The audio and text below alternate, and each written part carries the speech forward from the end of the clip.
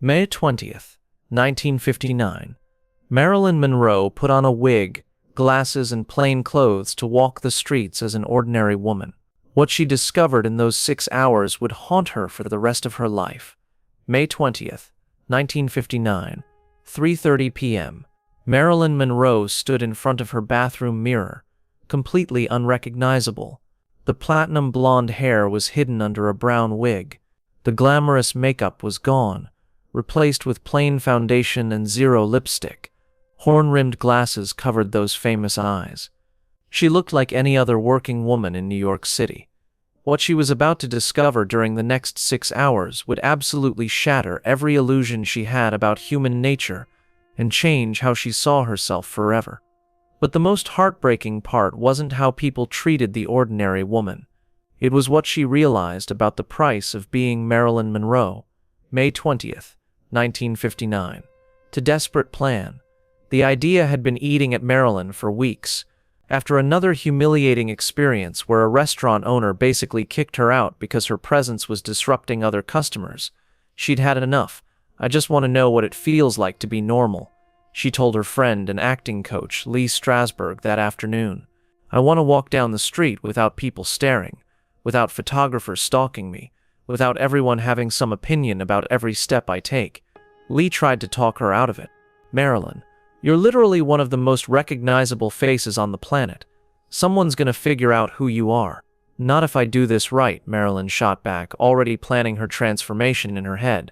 "I've been studying people, Lee. How they walk, how they dress, how they act when they think nobody's watching. I can pull this off." What Marilyn didn't tell Lee was that this wasn't just about curiosity. She was desperately lonely, and she needed to know if anyone could actually care about her when she wasn't Marilyn Monroe. May 20th, 1959, 3:45 p.m. The total transformation. Marilyn spent over an hour perfecting her disguise. The brown wig was styled in the most boring, unfashionable way possible. She wore a plain gray dress, sensible shoes, and carried this beat-up handbag she'd borrowed from her housekeeper. But most importantly, she completely changed her body language. Gone was that famous hip-swaying walk. Instead, she moved with the tired shuffle of someone who'd been working hard all day. She slouched her shoulders and kept her eyes down. She even practiced talking in this flat, unremarkable voice without that breathy thing everyone knew her for. When she looked in the mirror one last time, she saw exactly what she'd hoped for: a completely ordinary, totally invisible woman. "Perfect," she whispered to herself. "Now let's see who Norma Jean really is." May 20th, 1959, 4:10. The first reality check. Marilyn's first stop was this coffee shop on the corner near her apartment building. She'd been there dozens of times as herself, and the staff always went crazy, giving her the best table and hovering around her constantly. This time she walked in and waited at the counter, and waited some more. After 5 whole minutes, she cleared her throat and said, "Excuse me, could I get some coffee?" The waitress barely even looked up. "Yeah, sure. Counter service only. Coffee's $1/4." Marilyn, now playing Mary, the name she'd picked for herself, sat at the counter and just watched. The same waitress who'd practically worshipped her as Marilyn Monroe now treated her like she was invisible. No smile, no small talk, just efficient indifference. But then something unexpected happened. This elderly guy sitting 2 stools down started talking to her. "You look beat, honey," he said really kindly. "Rough day at work?" For the first time in years, someone was talking to Marilyn without wanting anything from her. No autograph, no photo, no story to brag about to their friends, just basic human kindness. "Yes," she replied, shocked by how good it felt to have a normal conversation. "Really rough day." They talked for 20 minutes about completely ordinary stuff: the weather, the neighborhood, his job at the post office. When Marilyn got up to leave, the old man said, "You take care of yourself, Mary. You seem like good people." Walking out of that coffee shop, Marilyn realized she was crying. Wait, don't miss this detail. What Marilyn discovered at the department store would blow her mind about how society really treats women. May 20th, 1959, 5:30 p.m. The department store wake-up call. Marilyn's next stop was Bloomingdale's, where she'd shopped countless times as a celebrity, always getting personal attention from managers and salespeople who were desperate to help the famous Marilyn Monroe. As Mary, She might as well have been a ghost. She spent 40 minutes in the women's clothing section, looking at dresses and trying to get help from salespeople. They walked right past her like she didn't exist. When she finally approached someone directly, the woman looked her up and down like she was dirt. "Those dresses are pretty pricey," the salesperson said, obviously assuming this plain-looking woman was broke. "We've got some clearance stuff downstairs." Marilyn was floored.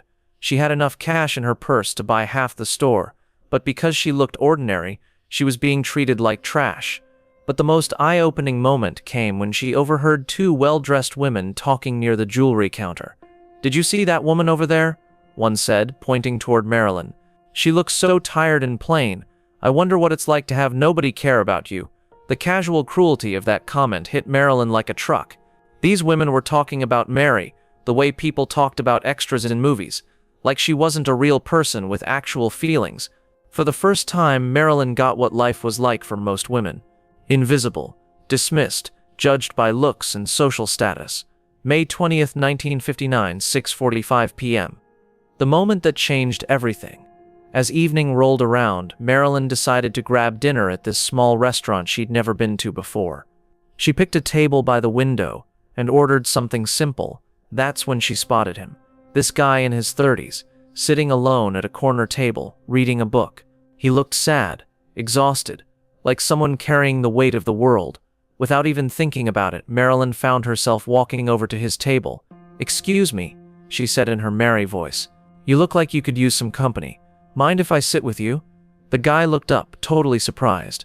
"Are you sure? I'm really not good company tonight." "Neither am I," Marilyn replied honestly. His name was Robert, and he was a schoolteacher going through this brutal divorce. For the next hour, they talked about life, loneliness, and trying to stay hopeful when everything seemed to be falling apart. Robert had zero clue he was talking to Marilyn Monroe. To him, she was just Mary, this kind woman who'd noticed he was hurting and cared enough to reach out. "You know," Robert said as they finished their coffee, "I've been sitting in restaurants alone for weeks, and you're the first person who's treated me like I actually matter. Thank you for that." Marilyn felt her heart breaking. Here was genuine human connection, the kind she'd been starving for, and it was only possible because he had no idea who she really was. But here's the most shocking part. What happened when Marilyn tried to help someone would prove that real kindness has nothing to do with fame.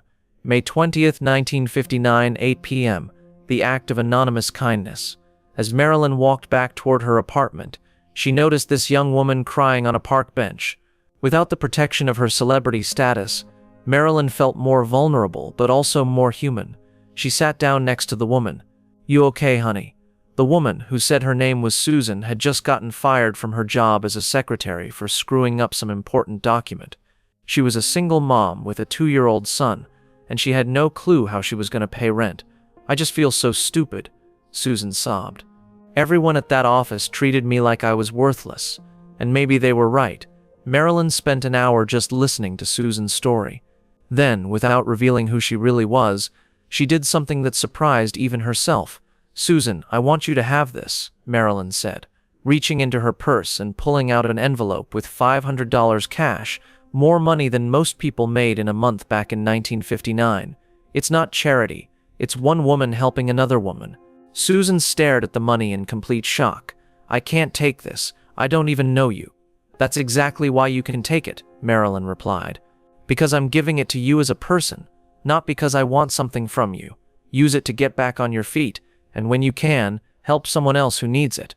As Marilyn walked away, leaving Susan crying tears of gratitude on that bench, she realized something huge. The kindness she'd just shown had absolutely nothing to do with being Marilyn Monroe. It came from being human. May 20th, 1959, the mirror moment. When Marilyn finally got back to her apartment and looked in the mirror, she saw two completely different people staring back at her. There was Mary, the ordinary woman who'd been ignored by salespeople and dismissed by strangers, but who'd also connected with lonely people and helped someone in real need. And there was Marilyn Monroe, the goddess who was worshipped but never really known, who was treated like some valuable object rather than a human being.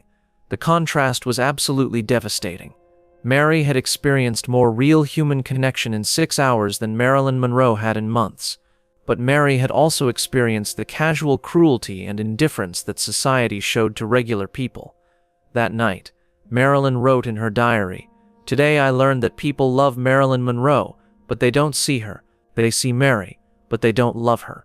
I don't know which is worse, being worshipped for who you're not, or being ignored for who you are." This is where the story gets really heartbreaking, because what Marilyn discovered about herself would mess with her head for the rest of her life. The painful truth hits different. Over the next few weeks, Marilyn couldn't stop thinking about her 6 hours as Mary. The experience had revealed some seriously uncomfortable truths about fame, humanity, and who she really was. She realized that as Marilyn Monroe, she was trapped in this performance that never ended. People's reactions to her were always about their fantasies, never about her reality. She was the most famous woman in the world, but she was also completely alone. But as Mary, she discovered that ordinary life had its own kind of loneliness. People could be cruel, dismissive, and totally indifferent when you weren't special, or beautiful, or famous. The most painful realization was that both identities were incomplete. Marilyn Monroe was loved but not known. Mary was known but not loved. The experiment that became an addiction. Marilyn started secretly doing these Mary experiments throughout 1959 and 1960. She would disguise herself and spend time as a regular person, desperately searching for real human connections. Sometimes she would sit in libraries, reading quietly and enjoying the simple pleasure of being unnoticed. Other times she would volunteer at soup kitchens, finding deep satisfaction in helping people who had no idea they were being served by one of the most famous women in the world. Her friend Lee Strasberg later said that these disguise experiments became almost like a drug for Marilyn. She was searching for herself, he said, but she was also trying to understand what it meant to be human in a world that treated people so differently based on how they looked or how famous they were. The cruel irony. The worst part of Marilyn's disguise experiments was that they showed her exactly what she was missing, but they also proved it was impossible for her to have it. As Marilyn Monroe, she was desired but not understood. As Mary, she could be understood but wasn't desired. She could never be both at the same time. Arthur Miller, during their marriage, noticed how these experiments messed with her head.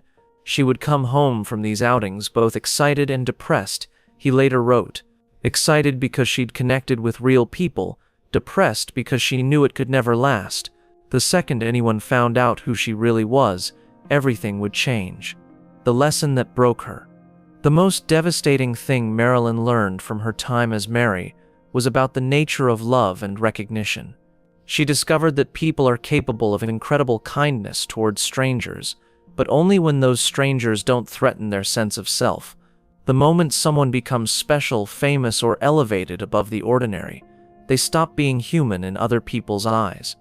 "I learned that people don't really want to know their heroes," Marilyn told her psychiatrist, Dr. Ralph Greenson.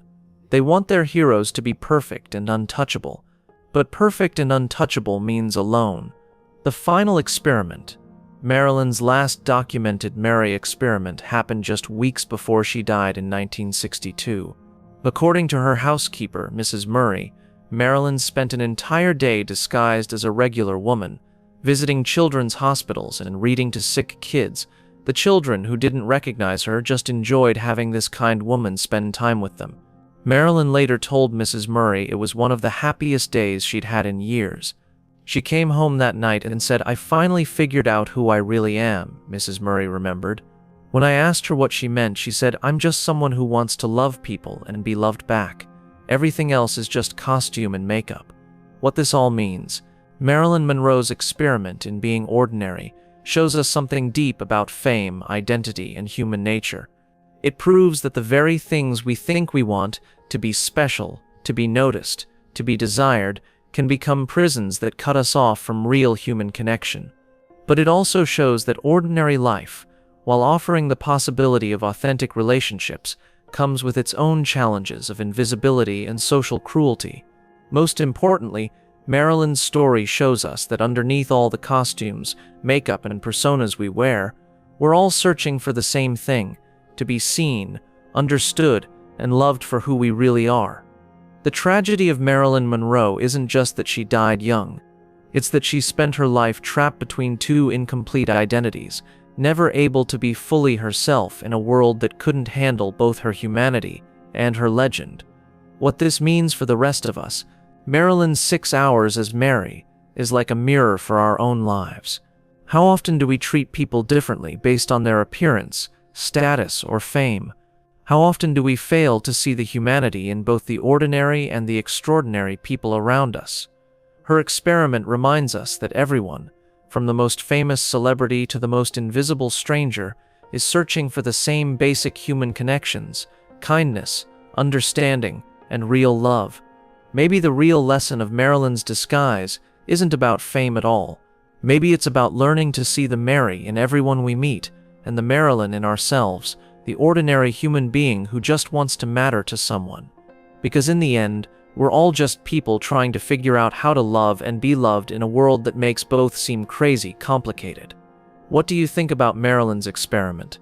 Have you ever wondered what it would be like to be completely invisible or totally famous? Drop your thoughts in the comments. If you want more incredible stories about the hidden humanity behind Hollywood's biggest legends, smash that subscribe button and hit the notification bell, because the truth about human nature is always more complex than the stories we tell ourselves.